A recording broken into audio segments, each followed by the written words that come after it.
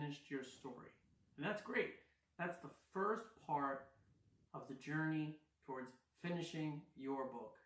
Now it's on to the second part, the drawings. Now it's always important to remember to finish the writing first.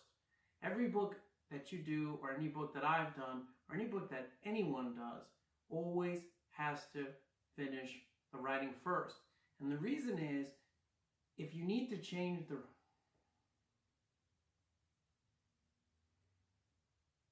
Okay, now that you've finished your story, it's time to start doing the drawings.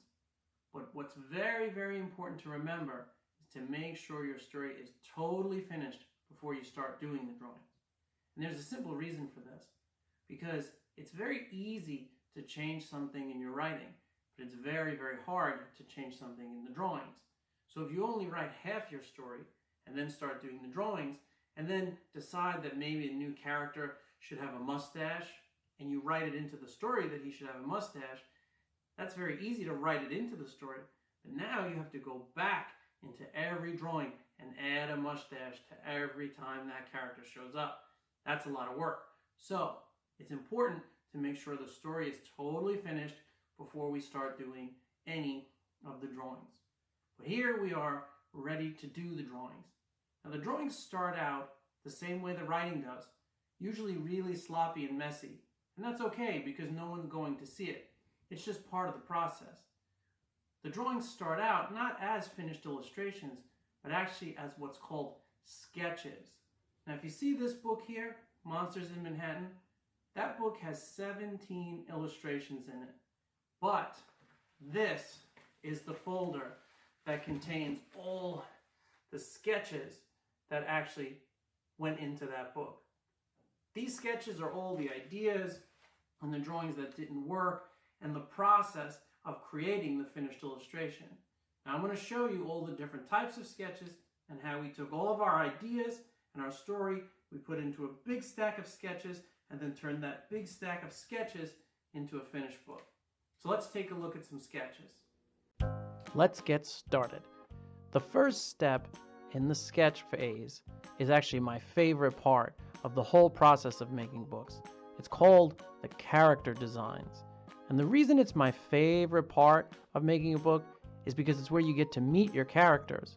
And the way you meet them is by making lots and lots of decisions on what they're going to look like. Decisions like, how tall are they? What color are they?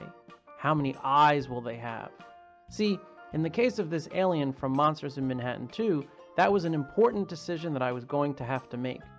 In the beginning, you can see through all the original sketches that I thought he would have 2 eyes, and I did a whole bunch of different versions where he did.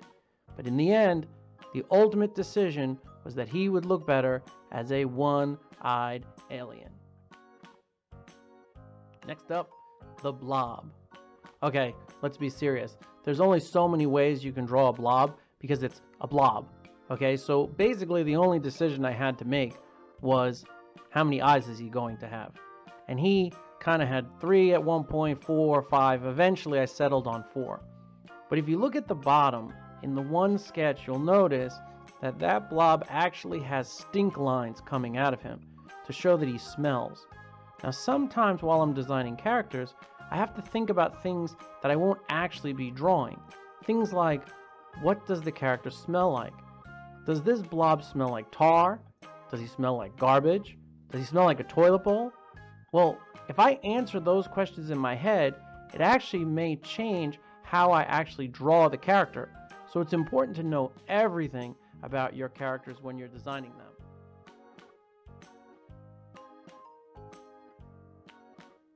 Here we have our dragon. The dragon's important to me because he was actually the first character that I ever invented for the entire Monsters in Manhattan series. He was the one who started it all. And you can see through these drawings that I always sort of knew what he was going to look like. He was a regular sort of dragon who happened to be old and grumpy. And he's old and grumpy, he's got a big long beard because he can never fall asleep because of all the traffic above him on the road.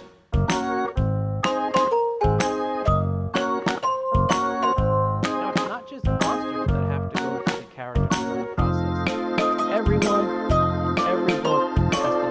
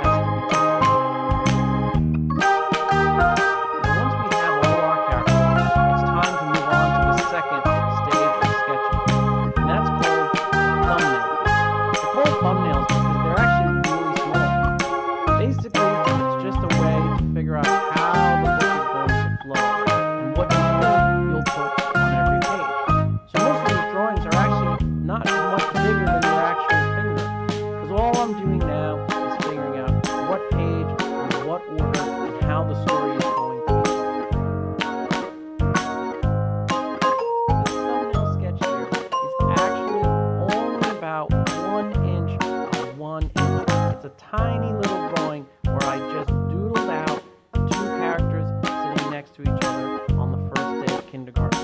So see, it didn't have to be very detailed because all I needed right now was to figure out what the composition would look like, which is a word that means where everything's going to be on the page. But from that tiny thumbnail sketch, I can start to build and build and build. Eventually, it became this drawing. And then that drawing eventually became the final drawing.